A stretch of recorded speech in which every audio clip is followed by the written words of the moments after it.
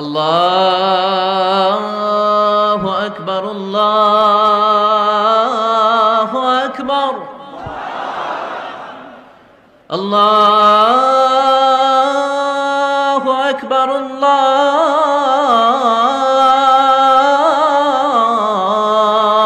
আকবার। তাকবীর এখন না, তাকবীর একটু পরে। কথাগুলো বুঝতে হবে, জোশ দেখাতে হবে কম, বিবেক থাকতে হবে বেশি, তবেই পরিবর্তন সম্ভব হতে পারে। রাষ্ট্রে যদি কোরআন দিয়ে যদি রাষ্ট্র চলে, কি হতে পারে, তার রূপরেখা কেমন হবে? আমি যা বলবো একটা কথাও কোরআনের রেফারেন্স ছাড়া বলতে চাই না, যেহেতু আমাদের একজন গুরুত্বপূর্ণ ব্যক্তি গুরুত্বপূর্ণ প্রশ্ন করেছেন।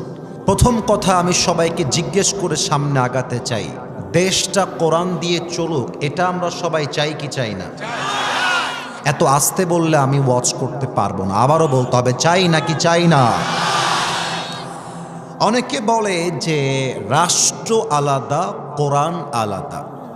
অনেকে বলে রাজনীতি আলাদা, কোরআন আলাদা। অনেক নেতা তো বলেই ফেলে রাজনীতির সাথে কোরআনের কোনো সম্পর্কই নেই। তাদেরকে বলে দিতে চাই, এটা এমন কোনো কিতাব নয় যেই কিতাবে শুধুমাত্র মসজিদ আর মাদ্রাসার কথা আছে, নামাজ আর রোজার কথা আছে। যেই নেতা বলেছেন কোরআনের রাজনীতি নেই, তার কাছে আমার প্রশ্ন এবং আপনাদের সবার কাছে আমার প্রশ্ন, আচ্ছা গাইবান্ধার গোবিন্দগঞ্জবাসী নামাজ রোজা হজ জাকাতের কথা বলার জন্যই যদি কোরআনটা নাজিল হতো, তাহলে তো কোরআনটা 2 পারা 3 পারা নাজিল করলেই হইতো। কথা ঠিক বললাম না ভুল বললাম? 5 পারা নাজিল করলেই এনাফ হয়ে যেত, কিন্তু আল্লাহ নাজিল করলেন 30 পারা। তার মানে আপনাকে বুঝতে হবে এখানে শুধু নামাজ রোজা হজ জাকাতের কথা নাই, আরো অনেক কথা আছে। আপনি যদি কোরআনকে বলেন যে কোরআন, আমার তো বাংলাদেশে চলতে গেলে অর্থনীতি লাগবে, রাষ্ট্রনীতি লাগবে, সমাজনীতি লাগবে, রাজনীতি লাগবে, তোমার কাছে কি আমি সব কিছুই অ্যাভেলেবল পাবো? কোরআন তার জবাব দিচ্ছে সূরাতু আন-নাহল 89 নম্বর আয়াত। আল্লাহ তাআলা বলছেন, ওয়ানাজ্জালনা আলাইকাল কিতাবা তিবয়ানাল লিকুল্লি শাইইন ওয়া হুদান ওয়া রাহমাহ ورحمة وبشرى للمسلمين. I have sent this Quran which is explaining everything in this world. আমি আল্লাহ এমন একটা কোরআন নাজিল করেছি, এমন একটা কিতাব নাজিল করেছি, মানব জীবনে যা দরকার এমন কিছু নাই যে কথা আমি আল্লাহ তাআলা এই কোরআনে নাজিল করে দেই নাই। তাও তো সুবহানাল্লাহ কইতে পারলেন না আপনারা? It has everything in it, সব আছে। এটা আপনাকে পড়তে হবে, আপনাকে রিসার্চ করতে হবে, স্টাডি করে আপনাকে বের করতে হবে। আচ্ছা কোরআনকে যদি আমি বলি, কোরআন রাষ্ট্র চালাবার জন্য তুমি আমাকে কিছু মূল ধারার নিয়ম বলে দাও, যে নিয়মগুলো মানলে রাষ্ট্রে শান্তি ফিরে আসবে, রাজনীতিতে শান্তি ফিরে আসবে, পার্লামেন্টটা চলবে আল কোরআন দিয়ে, এমন কিছু নীতি তুমি আমাকে বলে দাও। আউযু বিল্লাহি মিনাশ শাইতানির রাজীম। ইন্নাল্লাহা ইয়া'মুরুকুম আন তু'আদ্দুল আমানাতি ইলা আহলিহা ওয়া ইযা হাকামতুম বাইনান নাসি আন তাহকুমু বিল আদল। কোরআন আমাকে প্রথম পরামর্শ দিয়ে দিল, তুমি যদি কোরআন দিয়ে রাজনীতি করতে চাও, তুমি যদি রাষ্ট্রকে কোরআন দিয়ে চালাতে চাও, প্রথম কথাই হলো যে যার যোগ্য তাকে তা ফিরিয়ে দাও। এবং যখন তোমরা বিচার করবা, ইনসাফ ভিত্তিক বিচার করবা। এই আদেশটা কি আসিফ হুজুরের নাকি আল্লাহ? Give people back what they deserve in their lives, and whenever you judge between people, you have to judge with justice. যখন তোমরা বিচার করবা, ইনসাফ ভিত্তিক বিচার করবা, যে যেটা পাওয়ার যোগ্য তাকে তা ফিরায় দিবা। ইনসাফ ভিত্তিক বিচার মানে কি? Let me give you example in the real life. আমি বাস্তবে বোঝাই দেব, জাস্ট মুখে বলবো না। তুমি দাঁড়াও তো বাবু, তুমি দাঁড়াও। হ্যাঁ তুমি না, তোমাকে ধমক দেবো না, ধমক দেবো না, তুমি দাঁড়াও, দাঁড়াও, ধমক দেবো না, ধমক দেবো না। কি নাম তোমার? মুতাকাব্বির।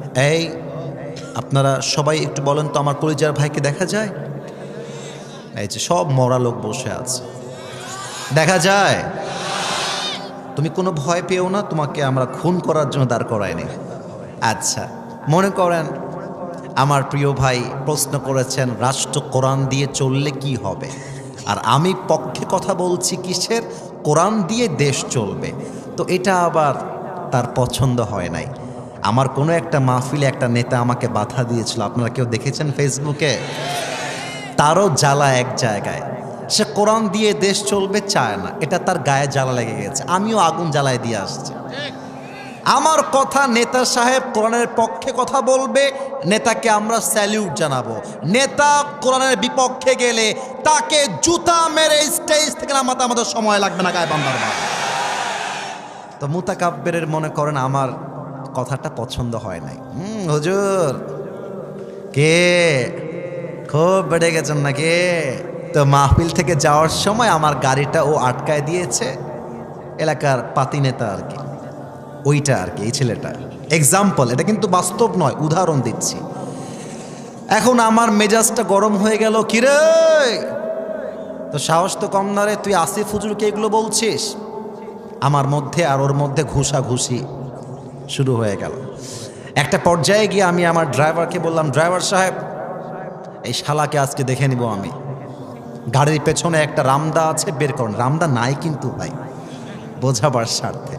ড্রাইভার সাহেব একটা রামদা নিয়ে আসছে আমার সামনে, আমি রামদা দিয়ে রাগের মাথায় একটা কোপ দিয়েছি ওর ডান পায়ে, এক কোপে ডান পাটা কেটে গেছে। বলেন সবাই, বাম পা না ডান পা? এখন আমার ভাইজান বলছে, হায় হায় আসিফ হুজুর তো অমুক যুবকের ডান পা কেটে দিয়েছে, ধর হুজুরকে। সব যুবকরা গিয়ে আমাকে ধরে পুলিশে দিয়ে দিয়েছে। এখন 3 দিন পরে রংপুরের জেলা আদালতে আমার বিচার করবার জন্য জজ কোর্টে আমাকে ওঠানো হয়েছে।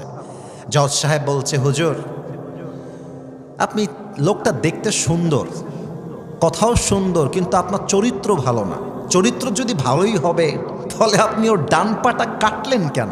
ঠিক আছে, আপনাকে আমরা গণতান্ত্রিক নিয়মে, ব্রিটিশ আইন অনুযায়ী, দেশের যেই ল আছে আইনে, সেই আইন অনুযায়ী আপনার বিচার করলাম 5 বছরের জেল আর 2 লাখ টাকা জরিমানা। এবার আপনাদের উত্তর দেওয়ার পালা, তবে আগের মতো মরার মতো নয়, বাঘের বাচ্চার মতো গর্জন দিয়ে উত্তর দিবেন। 5 বছরের জেল আর কয় লাখ টাকা জরিমানা? 2 লাখ টাকা জরিমানা। এখন আপনি যে আমাকে বিচারটা করলেন, পা কাটার বিচার, এই বিচারটা কি ইনসাফ ভিত্তিক হলো কিনা এটা বোঝার জন্য একটা দাড়ি পাল্লা নিয়ে আসেন। দাড়ি পাল্লার ডান দিকে দেন তার ডান পা কাটা, দাড়ি পাল্লার বাম দিকে দেন আমার 5 বছরের জেল আর 2 লাখ টাকা জরিমানা। এবার টান দেন, আপনারাই উত্তর দেন, কিয়ামত পর্যন্ত টানলেও কি দুইটা সমান সমান হবে? আচ্ছা, আমি 10 বছরের জেল নিলাম আর 5 লাখ টাকা জরিমানা আরো বাড়ায় দিলাম, আবার টান দেন, সমান সমান হবে? সমান সমান করতে চাইলে আল্লাহর এই জমিনে আল্লাহর কোরআন দিয়ে বিচার কায়েম করতে হবে। কেমন করে করতে হবে? কোরআন তার জবাবও দিচ্ছে। وَكَتَبْنَا عَلَيْهِمْ فِيهَا أَنَّ النَّفْسَ بِالنَّفْسِ وَالْعَيْنَ بِالْعَيْنِ وَالْأَنْفَ بِالْأَنْفِ وَالْأُذُنَ بِالْأُذُنِ وَالسِّنَّ بِالسِّنِّ وَالْجُرُوحَ قِصَاص। কোরআন বলছে, কেউ তোমার চোখ তুললে তুমি তার চোখ তুলে ফেলবা, কেউ তোমার কান কাটলে তুমি তার কান কেটে ফেলবা। চোখের বদলে চোখ, নাকের বদলে নাক, কানের বদলে কান, হাতের বদলে হাত, পায়ের বদলে পা, জানের বদলে জান। এটার নামই আল্লাহর কোরআনের সংবিধান, গায়ে বান্দার ভাইরা। এবার আপনি কোরআন দিয়ে বিচার করেন। ও যে আমার ডান পা কেটে দিয়েছে, আপনিও আমার ডান পাটা কেটে দেন কোরআনের বিচার করে। এবার দাড়িপাল্লা নিয়ে আসেন, দাড়িপাল্লার ডান দিকে ওর ডান পাটা দেন, আর দাড়িপাল্লার বাম দিকে আসিফ হুজুরের ডান পাটা কেটে দেন। এবার টান দেন, দেখবেন দুইটা সমান সমান হয়ে গেছে। ওমান হাকামা বিহি আদালা, এ কোরআন দিয়ে যে বিচার করবে সেই তো ইনসাফ করতে পারবে। আল্লাহু আকবার। এক নাম্বার, কোরআন দিয়ে রাষ্ট্র চললে ইনসাফ ভিত্তিক বিচার হবে। আর একটা উদাহরণ দিয়ে দেই, ওসমান হাদিকে খুন করে খুনিরা পালিয়ে গিয়েছে ভারতে, এটা আমরা মিডিয়ার মাধ্যমে জানতে পেরেছি। ওসমান হাদির খুনির বিচার ফাঁসি দিলে হবে না, ওর বিচারটা জেলখানায় পড়লে হবে না। ওরা যেমন আমার ভাইয়ের মাথায় গুলি করে ভারতে পালিয়ে গিয়েছে, ওদেরকে গ্রেফতার করে ঢাকার জাতীয় মসজিদ বাইতুল মুকাররমের সামনে ওদের মাথায় গুলি করে হত্যার রায় পাশ করতে হবে। হাত তুলে বল ঠিক কিনা? এটা থামেন, এটা কখন সম্ভব? যখন রাষ্ট্র চলবে আল্লাহর কোরআন দিয়ে। এক নাম্বার, কোরআন দিয়ে রাষ্ট্র চললে ইনসাফ কায়েম হবে। দুই নাম্বার কথা অনেকের গায়ে লাগতে পারে, আমি আমার বাপের কথা বলতে আসি নাই, দাদার কথা বলতে আসি নাই, আমি কোরআনের কথা বলতে এসেছি। আচ্ছা, আমার দিকে একবার সবাই মিলে তাকান। আমার ভাইজান যিনি প্রশ্ন করেছেন উনি একজন আলেমে দ্বীন, ওনাকে দেখা যায়? আবার মনে গেলেন দেখা যায়? মনে করেন আমার ভাই হচ্ছেন একজন এমপি গাইবান্ধার, আর আমি গাইবান্ধার একজন রিক্সাওয়ালার ছেলে। আপনারা মনে হয় লজ্জা পেলেন শুনে। আমরা রিক্সাওয়ালার ছেলে হই, ভ্যানওয়ালার ছেলে হই, আমাদের তো গৌরব করতে হবে, কারণ আমার বাপ তো এমপি মন্ত্রীর মতো ঘুষের টাকায় আমাকে বড় করে নাই, হালাল টাকায় আমার বাবা আমাকে বড় করেছে। যুবক ভাড়া, আমি রিক্সাওয়ালার ছেলে, ভ্যানওয়ালার ছেলে, আর আমার ভাই হচ্ছে এমপি। তো আমিও একটা অন্যায় করেছি, আমার ভাইও একটা অন্যায় করেছে, অথবা তার ছেলে একটা অন্যায় করেছে, তার ছেলেকেও গ্রেফতার করা হয়েছে, আমি রিক্সাওয়ালার ছেলে, আমাকেও গ্রেফতার করা হয়েছে। ইনসাফ মানে হলো রিক্সাওয়ালার ছেলের যেই বিচার হবে এমপির ছেলেরও সেই বিচার হবে। এমপির ছেলেকে টাকা দিয়ে জেলখানা থেকে জামিন দিয়ে দিবা, আর রিক্সাওয়ালার ছেলেকে জেলে ভরে শাস্তি দিবা, এটা আল্লাহর কোরআনের রাজনীতি হতে পারে না। তিন নাম্বার কথা বলে আমি move on to the next, সামনের দিকে এগিয়ে যেতে চাই। আপনাদের গাইবান্ধা অনেক রাস্তা আছে না? আওয়াজ নাই, আছে না রাস্তা? কিছু কালভার্ট ব্রিজ আছে না? মনে করেন, এবার আমি আমাকে দিয়ে বলি, আমি গাইবান্ধার এমপি হয়ে গেলাম 2026 সালের 12ই ফেব্রুয়ারির পরে, কথার কথা। এখন এমপি হওয়ার পরে পার্লামেন্ট থেকে আমার কাছে বাজেটের মনে করেন 10 কোটি টাকা আসলো, কথার কথা। উদাহরণ দিচ্ছি, আমি একটা রোড করলাম কিংবা ব্রিজ করলাম। আল কোরআনের রাজনীতির নিয়ম হচ্ছে فَمَن يَعْمَلْ مِثْقَالَ ذَرَّةٍ خَيْرًا يَرَهُ وَمَن يَعْمَلْ مِثْقَالَ ذَرَّةٍ شَرًّا يَرَهُ। জাররা পরিমাণ আমলের হিসাব করতে হবে, এটা হচ্ছে আল্লাহর দেওয়া বিধান।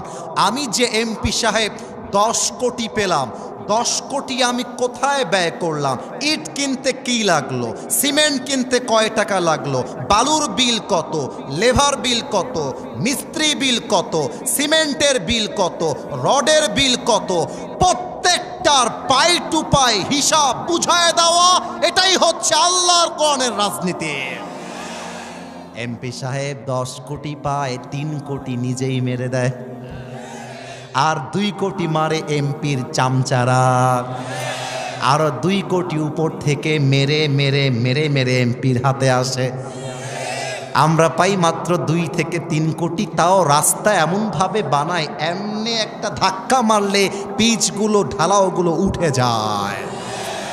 আল্লাহর কোরআন দিয়ে রাজনীতি করেন, আল্লাহর কোরআন দিয়ে রাষ্ট্র চালান, কোন নেতা রাষ্ট্রের 1 পয়সা মারতে পারবে না। হাত তুলে বল সবাই ঠিক কিনা? এবার দেন তাকবীর। কে তাকবীর দেওয়া ট্রাই করলেন বারবার?